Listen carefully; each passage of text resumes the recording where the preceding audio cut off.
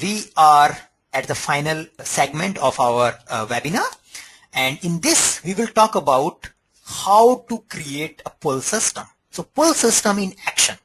So till now we have seen that what is this lean software development principles, what are the lean software development principles, like eliminate waste, focusing on fast delivery, focusing on respecting people, looking at end-to-end delivery, optimize the whole, not optimizing the partial system. Then we saw that a type of scheduling system, there was a push scheduling, which most of us are familiar with, where we create a project plan, we assign activities to individuals, we visualize the critical path, and we saw the problem related with the push system was that whenever there is a confusion, manager just keep doing this shuffling only.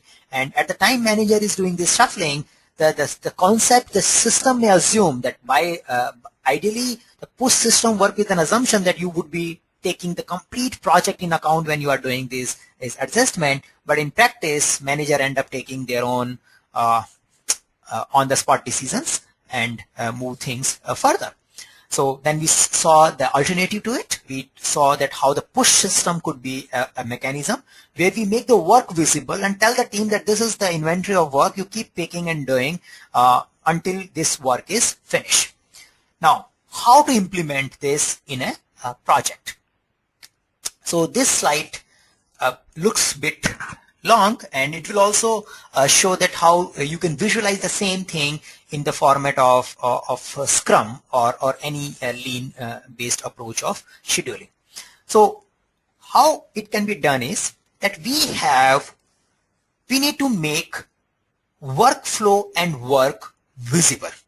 So how we make a workflow visible? We visualize the complete steps. We tell that, okay, each work element will move through these 4 stages before it can complete. And then we have inventory of work. So here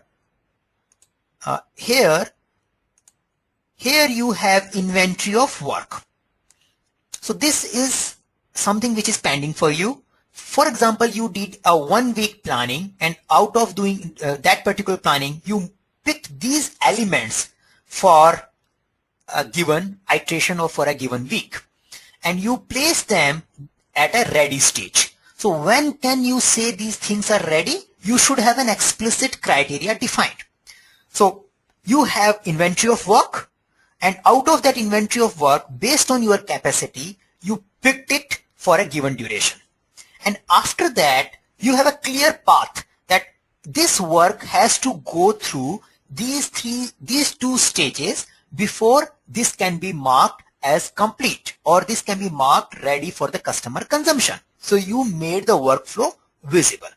And after that, you monitor that how this work is moving from one stage to another stage and ultimately getting delivered. While you are monitoring this, you are focusing on total cycle time. You are focusing on that work from here till here, how much time it is taking from ready for development till the development is complete. The another important thing which we do in pull-based implementation is we limit WIP. We limit work in progress. What does it mean? We decide that at a given stage only 4 tickets or 4 work element could be there in development. So you can think of there are 3 slots. So these 3 slots represent that this is the only inventory available to me. So if there are 3 elements has been moved to development, no new work can be moved to development till the time these works move forward. So it's not like that we bring everything in development and we are not moving forward, because if we do that, we are back to the problem where we are creating in process inventory. So what we have done till here is that we have visualized the flow. We have made a clear workflow that how the work will move from one stage to another before it can mark done. We have visualized the work. We pick the work and then we can see that where it is moving. Our focus is ensuring that complete the cycle time of this activity should be bare minimum. So you focus on reducing that size in order to ensure that we don't have many things in in process, we put work in progress in limit. We make sure that at a given stage, not more than X element could be there at a testing, development, or at any defined stage.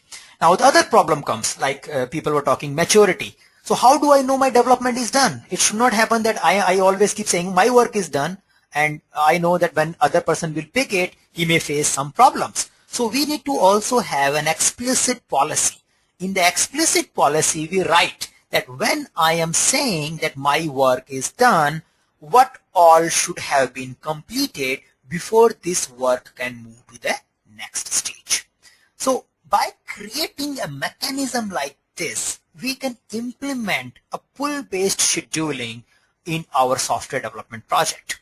So if I summarize, we need to make workflow, policies of completion visible, and we need to also apply WIP limit to the various stages.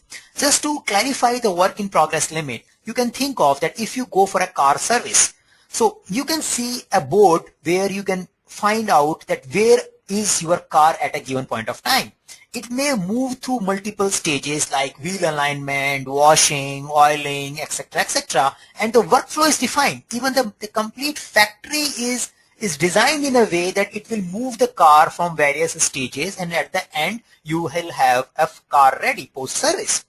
Now at a given point of time, only X number of cars can be aligned because you have a fixed slots. So you can think of that as a WIP limit.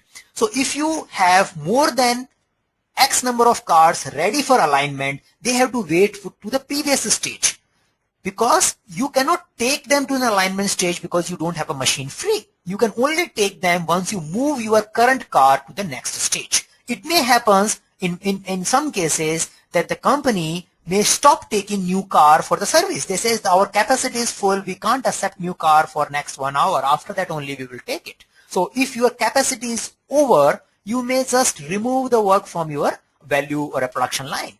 So that is how it can be implemented.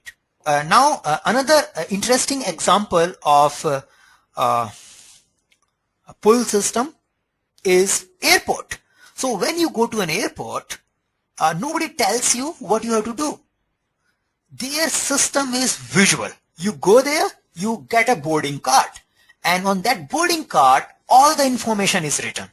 It is indicated that what is your flight time, at which gate it would be departing from, and if you get confused, you look around.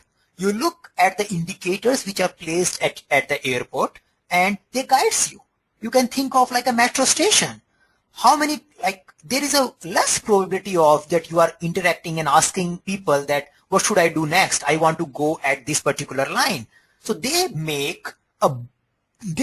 in the visual directions. So in a airport check-in, you have a defined flow that you collect the boarding pass, you go through security clearance, you go through an immigration process, and then you wait so you go through an immigration process, then you go for a security clearance, and then you wait for the boarding. So the workflow is clear. Now in this workflow, you just need to navigate where is the queue, where I can stand, where is my gate, and this all information is available visually. Think of that somebody giving you a detailed instruction and telling you that after this, do this, do this, do this, that the complete airport infrastructure may be need to be increased by 10 or 20 times in order to facilitate a number of passengers. Now you may have few cases, you may have few first-time travelers who will get confused. So for them, you have a system where they can find that contact me, they can reach somewhere and get the information. So similarly, in your project also, you try to create the clear workflow. You train your team that this is how work will go. But if there is a problem, if there is someone who is getting confused, he may raise the red flag. So you may have a system to raising the red flag. You may have a system of facilitating the question and answer. And those few people who are new or who are a bit confused about the work will keep coming to the support center. But the majority of your team member, as the majority of a traveler, We'll just follow the visual indicators and the work will keep happening without anybody instructing. So airport, metro stations, they are like they are the best example of a pull-based scheduling or pull-based approach. So in general, here we focus on just in time. So we don't build the feature. If you look at the WIP limits, the WIP limits are primarily focusing that we should do things just in time. We should not be building the feature till the time there is somebody to consume it. So we build it, we wait for a deployment because that is how our value chain moving. We don't write the spec and just keep storing them. We write the spec only when there is someone to develop it. So again, following the lean principle, doing things at a last responsible moment. We don't write the code till the time there is someone to test it.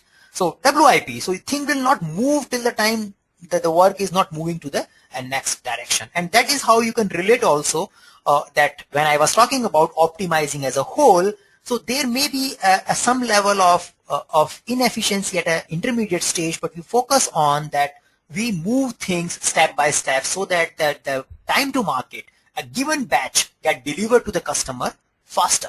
Again, you can think of like a restaurant example. So if I look at a kitchen process, it may look good that you only have to deliver once. So if you make the complete order once, drinks, snacks, and the main course, and you pack them once and deliver it, it may optimize your flow because you only have to deliver once. But if you do a batch size delivery, you are increasing the customer satisfaction. You are giving them, you are utilizing your small batches and making them satisfied. But it may result in more cost than if you compare to a one-time delivery. But again, the benefits are higher. If you get a customer satisfaction more, you get more business. So your value is increasing. So there is a term called Kanban, and Kanban is a mechanism of implementing whatever I have spoken in the software development. It is basically a visual card. So Kanban is something which is called a visual card or visual control, and it is making work in a cards and making them visible. So keeping all these things visible to all the team members. So the pull system will not work till the time these things are visible to all. If I don't know what is happening in my team, I am not motivated. If I don't know that that person has done 3 tasks and I am only at 1, how will I get a signal that I am slow? So in case of a pull system, we need to make all these things visual. Anybody who enters in the team room should know how many tasks are there in a development stage, how many are at the testing stage, and which all are ready for the deployment. Who is working on which particular ticket? Because the tasks which are at the development stage is having stamp that this is the person who is working on it. When the things are moving at a deployment stage, we can also look at that how many tickets has been delivered by an individual, so you can identify who is delivering more and who is delivering less. But if you make the visual environment, it will create an environment where people are focused in delivering and utilizing their time and resources efficiently. So a detailed Kanban board. So in the previous slide, when I was talking about the work moving it was more like a logical representation. Here you can look at, this could be a Kanban board. This board should be placed at a work environment, and then things should be visually moving from one stage to another stage. So you can have like, these are the features which are like ready for the development. Then you pick it for analysis. So everybody should be able to see that what is there in analysis stage. The criteria of analysis stage, acceptance criteria is also explicitly written. When I am done with my work, I will move it to the next stage. So it is like an inbox for a development. The development team, development task, or whoever is responsible for doing a development can pick it from a previous stage because it is ready, given he has a capacity free. So if he has a WIP free, he must pick it. So a lot of time you might be thinking that if the people are not self-motivated, they will remain sitting. They will not assign the work to themselves. Now you need to make that thing visible. You need to make it that work has moved. there is slot available and nobody has self-assigned it. The other thing you might think that people will take too much time to do a given work. If he is taking too much time, the person or the team is creating bottleneck. That the previous thing is pushing things, and the next stage is free because you are unable to produce or move the task to the next stage. So things will become exposed. So they will be transparent and people can take action. Even the team itself can decide that what is happening, why we are not able to move the work from this stage to another. So the criteria should be explicit. So when can I say my analysis is done? There should be a clear definition. So there is a possibility of loopbacks. So the loopbacks means that you send someone for acceptance and somebody rejected it and it went to a requirement analysis again. So when we calculate the cycle time, we do factor in the time which is getting consumed in loopbacks, and loopback and rework is again a waste. So they are not desired things. So we try to reduce the possibility of loopbacks by making the explicit criteria. But if these loopbacks are still happening, we need to do a root cause analysis and try to identify that how can we minimize these loopbacks. Now you can see one urgent queue here. Now a lot of time Kanban or this kind of board, just using this kind of board for the complete development looks good for production systems. So if you are supporting a live system, some tickets are coming and they are moving from one stage to another, just working with this board may solve your problem, because by looking at it you can see what is there at what particular stage, and you can also identify what is your total cycle time and how are you improving. In order to facilitate production kind of work, again go back to an airport immigration counter. So immigration counter is having dedicated queues for urgent things. So you may have a separate queue for blocker defects or something which is often a high severity defects. So you may have a separate capacity build which will take care of this queue. So if I look at an airport, for diplomats, crews, they have a separate counter. So if some diplomat is coming, he can pass through that particular queue. So you don't have to reshuffle the ongoing work or reprioritize the ongoing work because of somebody important is coming. So you can give them a dedicated access. Now, many of you has raised this query that how we can make this thing self-organized.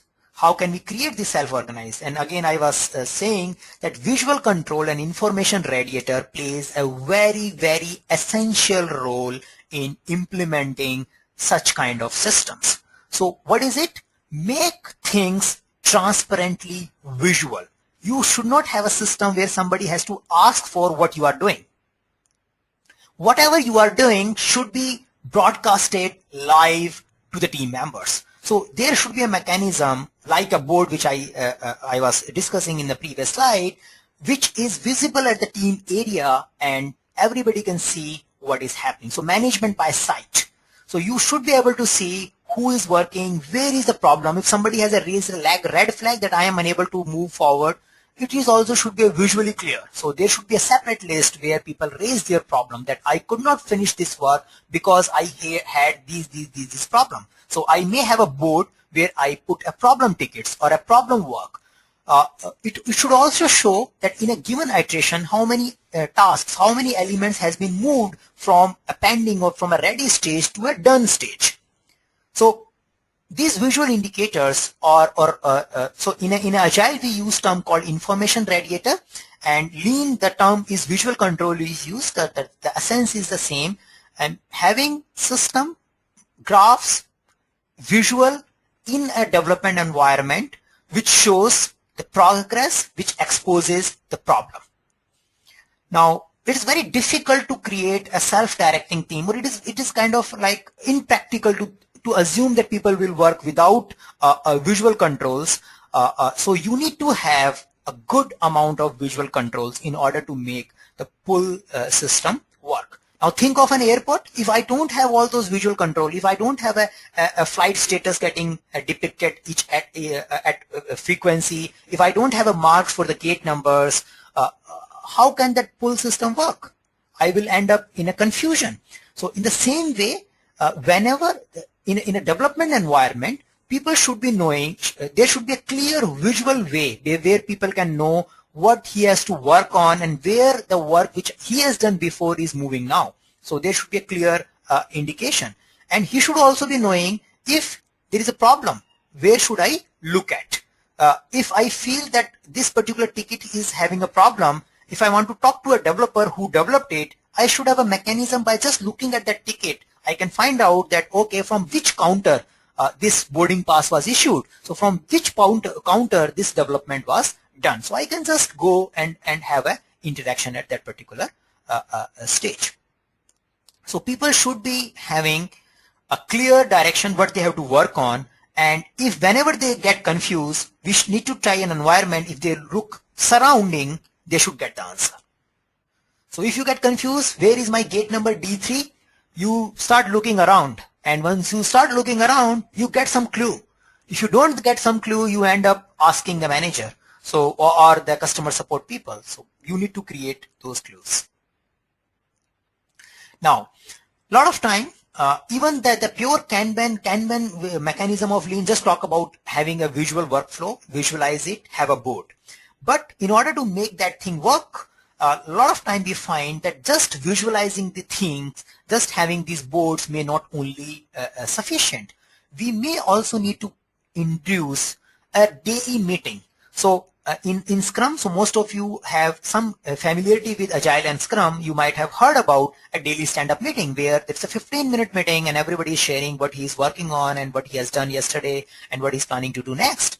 So such kind of monitoring, controlling and coordination meeting, if introduced in this environment, they can help in making teams self-organizing. So there was a question that somebody do not want to take a work. So in a daily stand-up meeting, he will not have anything to update about, because he would be saying that I'm still working on the same problem which I was working yesterday. So he can do once, twice, but everybody would be aware of that what he is doing. So in the self-organizing environment, rather than manager creating and intervening and coaching, we are not saying that manager should not do it. If there is a need and you find that one person is facing a specific problem and there is a need of an intervention, manager should get involved, because he is there to ensure that team and team member remain productive and produce the desired project objectives. But he should not be, the need of his involvement should be minimum, because we create a peer pressure. We expose the team and the team member in front of each other. So by way of having a daily stand-up where everybody is sharing their status, it creates a good amount of peer pressure, which results in a self-organizing team.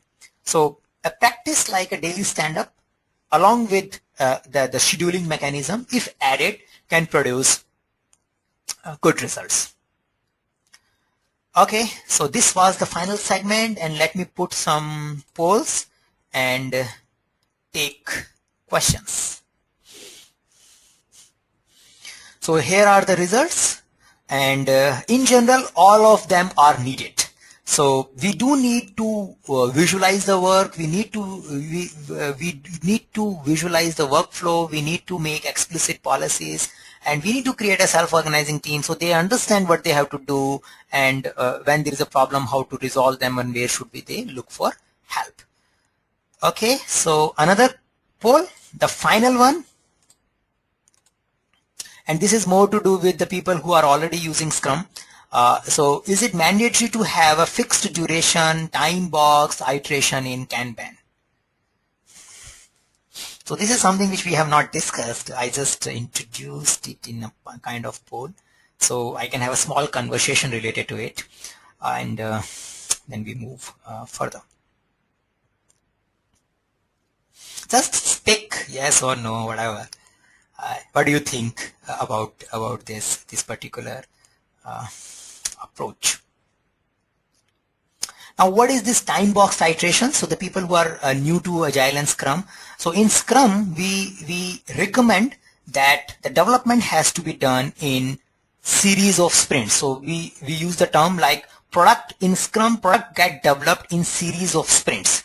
And sprint is a time boxed iteration, and the maximum length for a sprint could be 30 calendar days.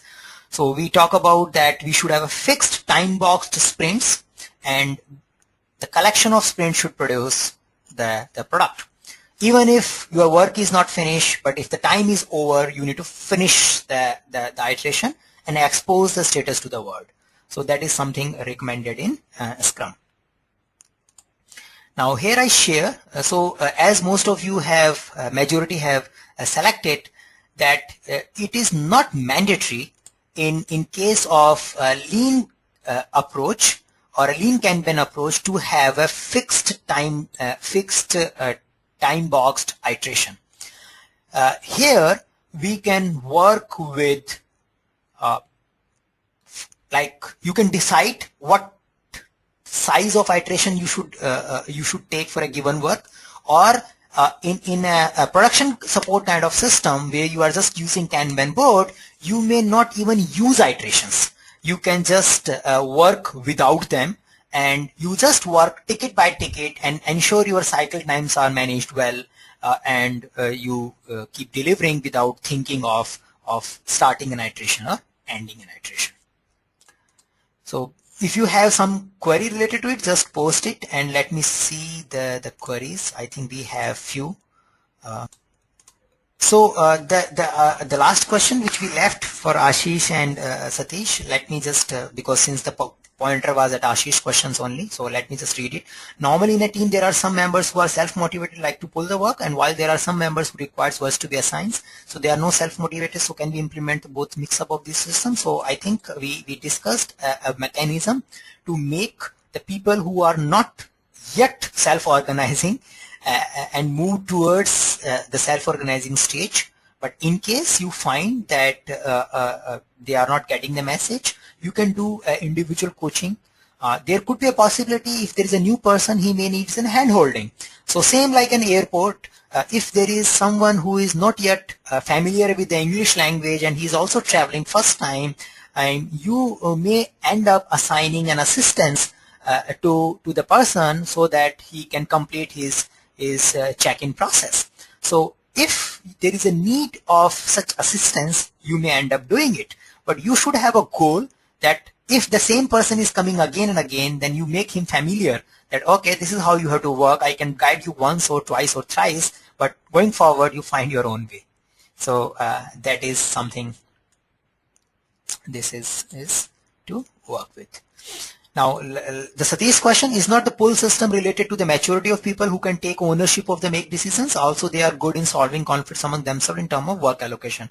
So now I think if you put the complete system in place along with the visual control, along with the visualization of workflow, along with the daily stand-up, keeping visual indicators, then many management feedbacks, many supporting decision-making feedbacks are coming.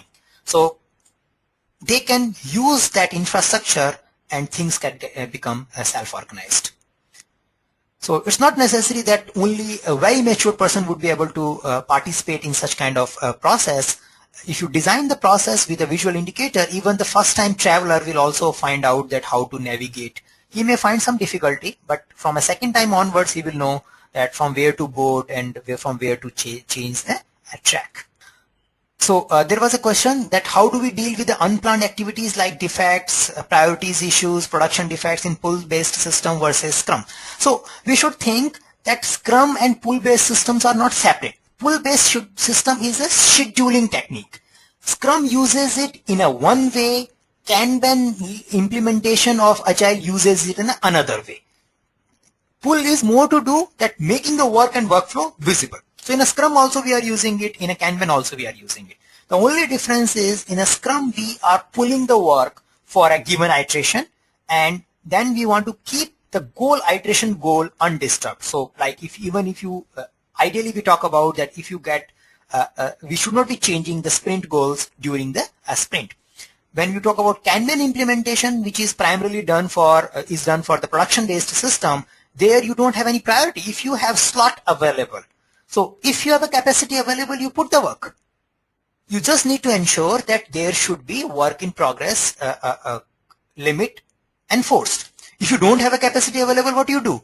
You may create the capacity. You may pick the existing work and move it to the back stream and put the high priority work. So ideally this kind of switching you should do less, but in a Kanban system you can do it. Same way, I go back to the airport example. So in order to take care of high priority things, they do two things. One, usually nowadays they don't disturb the queue. They have a dedicated queue to take care of high priority people. So similarly, if your system is in production for a while, you keep getting these blocker issues frequently, you may have a separate capacity build, separate workflow build for those issues, and you take care of them through that.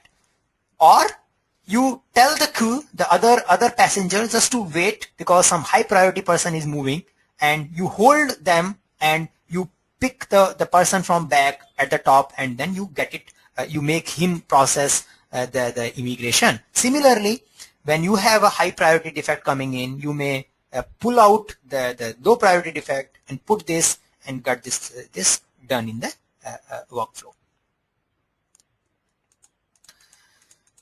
Okay, so second question, if the work doesn't move from a develop to test, does it mean that we cannot keep more additional work ready or pile up of the ready work to move ahead? Yeah, so now if we go into the implementation, when we saw about the visual indicators, we also need to see the visual indicators of how the things are moving. So like it's a classical question. So for example, development is not working. Should the requirement work also get stopped? Yeah. So you may think the requirement analyst is free. Why not he just keep writing? He keep writing. Whenever we will solve the development problem, they will fix it. But when you think of end-to-end cycle, your focus should be that why this development work is not moving. You need to solve this problem rather than finding a shortcut and telling that requirement analyst you keep writing. Because we want to make the smooth flow of work. So we don't have to take more work if we can't deliver it. We may look for an opportunity that can this requirement guy help somewhere else and make this development process faster. So our goal is that we need to move the work forward. So that is how we should look at it. Yeah, so there was a question that Ashish is asking that in a slide when I was the Kanban card, it was mentioned that the Kanban card tells the developer what to do. So when I was using word developer means the team members. So like all the team, what they can do next. So in a way, not only the development work, but the whole team.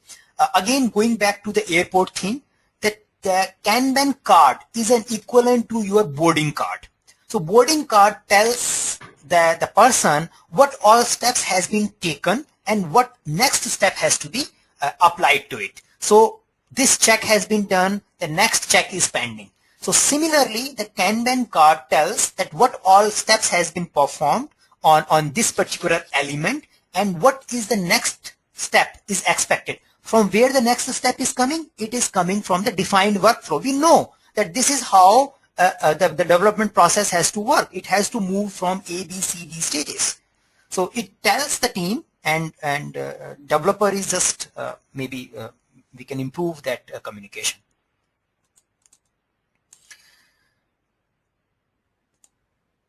Okay, so another question from Nitin. So here we are talking about project managers. While in Scrum we said there is no manager, is it required? Is it only PO or SM? Please explain. So when I was presenting this particular presentation, I was not focusing on any one particular process of Agile. Here we were just talking about a pull system and a lean, principles and how it can be implemented. Now, when we talk about Scrum roles, definitely Scrum only has 3 roles, which talks about product owner, Scrum master, and team. So at a delivery level, these are the 3 roles which are in action. But at an organization level, you may have more roles which are primarily focusing at account management level, or they are primarily interacting with customer and the Scrum master. As far as Scrum Guide is concerned, there is no role called project manager. But in majority of organizations where the Scrum is getting implemented, we do find, at least in India, the role called project manager, and this project manager is primarily working with is kind of an account management work. He is primarily working with external stakeholders and managing the cross-functional collaboration. So at a day-to-day level, product owner, scrum master and team are the one who delivers the work. So this was a bit specific question to Scrum, but we do have a video on Scrum roles. So many of you must have seen our YouTube channel. We have nearby like 1 hour long a video on Scrum roles, and it helps in clearing the role related questions for Scrum. We did a webinar on Scrum roles before, and the recording of that webinar is available at our YouTube channel. So Nitin, you may want to refer to it. Okay, so there is a interesting question. Basically, it's for PMI ACP participants, that that confusion between lead time and cycle time. So for a PMI ACP contents, you need to more focus on cycle time. Cycle time is more to do with the process. So whenever you define a process, that my process starts here and my process ends here. So the time which get consumed in this process is called cycle time. So for example, you may have a development process. So from a requirement till testing, so deployment, how much time it takes. So you may think of that as I start coding. So as the code comes in my sprint backlog, until the time it goes into a production, it takes this much time. That is your development process time, and which is a cycle time. It's usually easy to explain it by way of a retail thing. So if you have a book store and you order a book and you get a book delivered to your home, so the time between ordering and delivery of book to your home is a lead time. A lot of time you may hear this conversation that this equipment has a lead time of 5 days. So we should order it in advance. So whenever you need that equipment, you need to order it 5 days in advance. So lead time is the total customer request to a customer delivery time. Whereas the bookshop may be maintaining their cycle time for the processes, like the dispatching process takes 30 minutes. So that's the cycle time for a dispatching process. A book comes for a dispatch and book get dispatched takes 30 minutes. So packaging, putting the address, verifying ABC and dispatching. So that's a cycle time. So cycle time is as a process end-to-end time, and lead time is customer request to customer delivery time. Okay, so now interesting question. Venkateshwaran is asking that lean as a process, can it be alone be used in only technical process model without clubbing it with any other type of process method like Scrum, XP, etc.? It is a bit difficult. So now usually what we see, there is another term which is Scrumban is coming, where we are mixing Scrum and Kanban. So there are not prescriptions, there are not good amount of prescription coming from Kanban or Lean. It is more to do with the values and principles. So usually when you talk about software development, you need some defined ceremonies, some defined process which helps you to achieve those values. So usually people find either they create their own ceremonies like daily stand-ups, the way of raising issues, they do assign a role that who can take decisions. They may end up creating their own process which is adhering to a Lean principles or a Kanban and visualization. So Kanban is more to do with the visualization, but many organizations end up mixing it with Scrum. So it requires some practices. So you need to invent or decide some practices which helps you to achieve the objectives which we have visualized or a goal which we have thought of in a Lean principles or a Kanban visualization. Okay, I know you have posted this in a forum also, an interesting one. How are the work in progress limits get calculated? Now, so how do we know that how many cars can be aligned? It is primarily a function of capacity. Now, how do you build capacity? How do you decide that I need a shop with 5 alignment stations? It is a capacity planning. How do you do the capacity planning? On the basis of demand you see for your market. The business case, the demand forecast which you make, that okay, on a given day I can expect that these many cars coming to me, and that is how I should decide this capacity. So in the similar way, we work with limited resources because the money capacity is always constant. So there are queues. So if you look at an airport, we cannot reduce the queue. We cannot eliminate the waste completely. We may have a delays and wait time, and some level of wait times are built into the system because we don't have unlimited capacity. So it requires understanding of the cost and expected benefits of building those capacity, and the amount of business or amount of work is expected from that particular product. So the combination of these three things usually leads to that, okay, how many people I should put to support my current ERP system.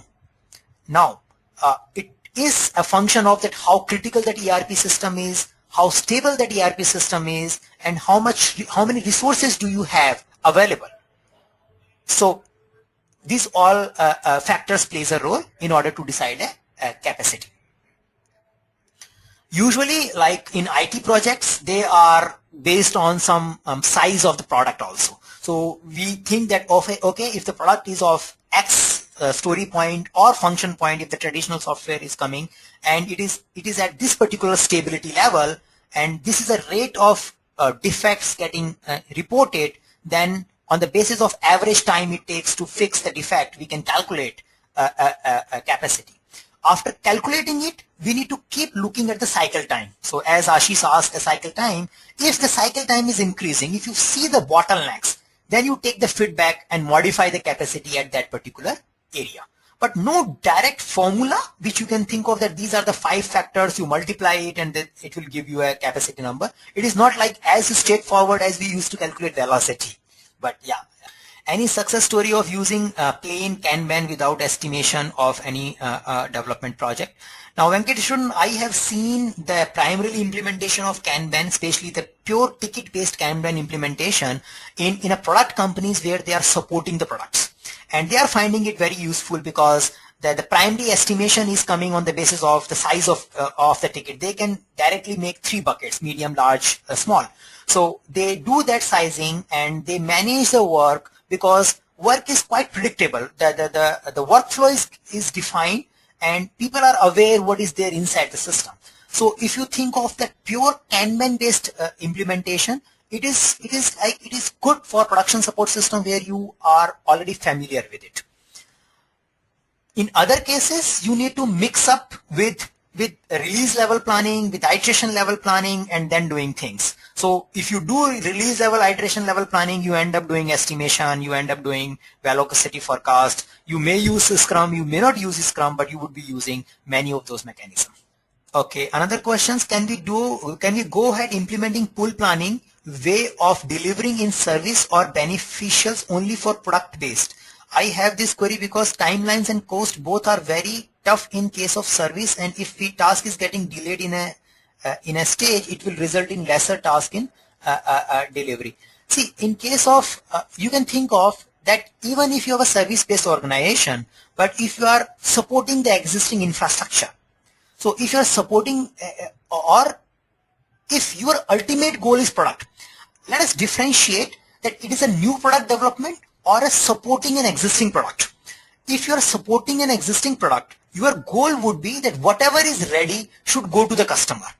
So you may have a contractual agreement which primarily focuses on that things move to the customer. So for example, if you run a job site, it is your job site. Now you may have outsourced the support work to someone or it is getting managed in-house, but as one bug gets fixed, you want that bug should get deployed soon or the feature should get deployed soon to the end customer rather than waiting for other things because there was some bottleneck, so let us do other things and utilize our time.